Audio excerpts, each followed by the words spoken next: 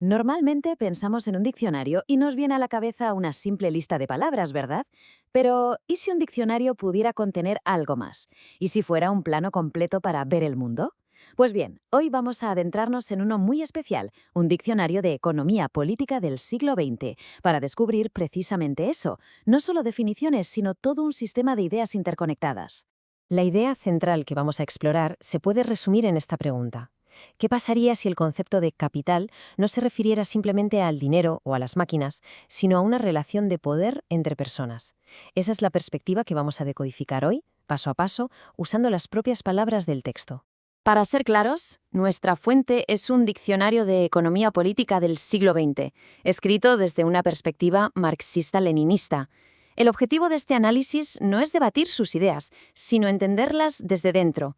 Vamos a usar sus propias definiciones para reconstruir la lógica de su visión del mundo. Aquí tenemos nuestra hoja de ruta. Primero, veremos cómo un simple diccionario puede en realidad esconder toda una cosmovisión. Después nos centraremos en dos conceptos clave, capital y clase. Luego analizaremos su visión del motor del capitalismo, exploraremos la alternativa socialista que propone y finalmente ataremos todos los cabos.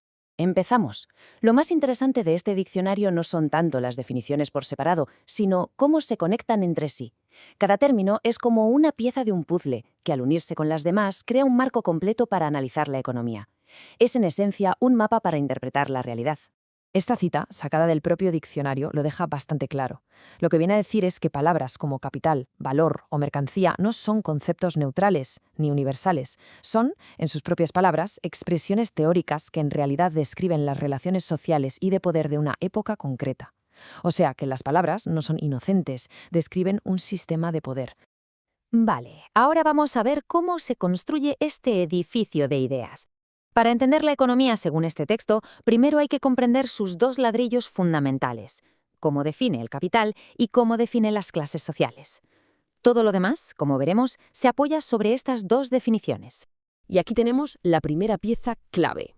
El diccionario es muy explícito. El capital no es una cosa, no es dinero ni son máquinas. Es la relación social que permite a los propietarios de los medios de producción generar plusvalía. ¿Y qué es la plusvalía? Pues según esta visión, es el valor que una persona trabajadora crea por encima del coste de su propio salario. Ese valor extra que es apropiado por el capitalista. El foco, por lo tanto, no está en los activos, sino en esa dinámica. Esta relación, claro, da lugar a dos clases que se definen la una a la otra. Por un lado, la burguesía, que es dueña de los medios para producir. Por otro, el proletariado, que al no poseerlos, no tiene más remedio que vender su fuerza de trabajo para poder vivir.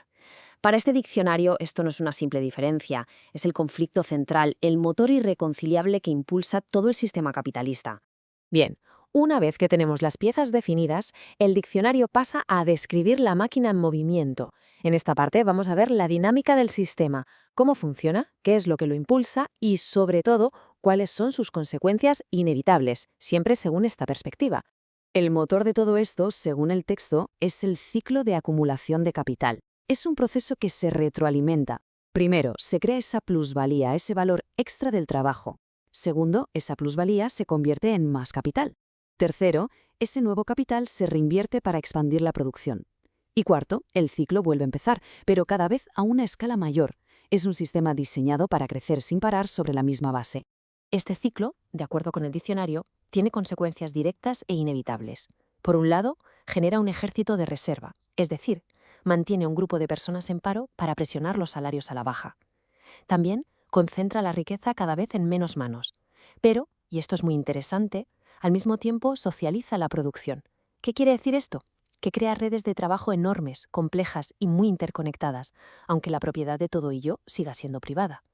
Para el texto, esta es una de las grandes contradicciones del sistema. Y esta dinámica se agrava por otro concepto que es fundamental en este diccionario, la anarquía de la producción. Ojo, esto no significa caos y disturbios, sino que se refiere a la ausencia de un plan central para la economía. La producción no se organiza pensando en las necesidades de la sociedad, sino que responde a la competencia y a las señales del mercado, donde cada productor actúa por su cuenta buscando su propio beneficio. Entonces, el punto clave es que el texto traza una línea directa desde esa anarquía de la producción hasta las crisis económicas.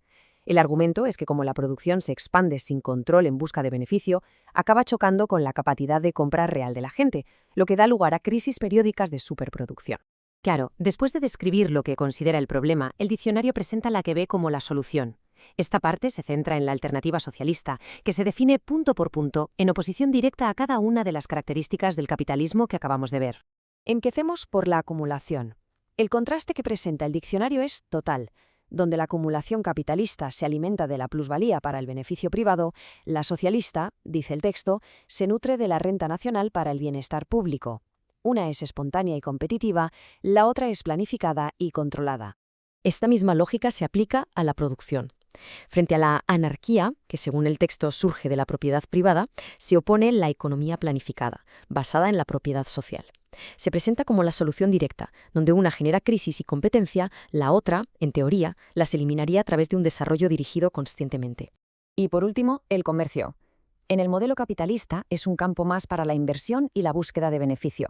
En el modelo socialista que describe este diccionario, se convierte en una rama planificada de la economía, pensada para satisfacer necesidades sociales, no para generar ganancias, y por lo tanto estaría libre de las crisis de ventas. Muy bien, pues llegamos al final. Ahora que hemos visto todas las piezas, vamos a dar un paso atrás para observar la imagen completa que hemos construido, la arquitectura total de esta visión del mundo contenida en un diccionario. El punto fundamental, y con lo que nos tenemos que quedar, es que no son definiciones aislados. Lo que hemos visto es un sistema de ideas perfectamente interconectado. Cada término, desde capital hasta comercio, se enlaza con los demás para contar una historia muy coherente sobre el conflicto de clases como motor de la historia y la progresión, según ellos, inevitable hacia un nuevo sistema. Así que, para resumir, las claves de esta cosmovisión son 4. La primera, la economía va de relaciones de poder entre personas, no de cosas. La segunda, el capitalismo se define por un conflicto central e irresoluble entre clases. La tercera, el propio sistema lleva dentro las semillas de su propia crisis. Y la cuarta, se presenta una economía planificada como su sucesora histórica lógica. Y todo esto nos deja con una pregunta final para reflexionar. Si un diccionario puede construir un sistema de pensamiento tan completo y cerrado, ¿hasta qué punto el lenguaje que usamos todos los días para hablar de economía, con palabras como crecimiento, valor o mercado, está moldeando, quizás sin que nos demos cuenta, la forma en que vemos el mundo y lo que consideramos posible o imposible? Es algo en lo que pensar. Gracias por acompañarnos en este análisis.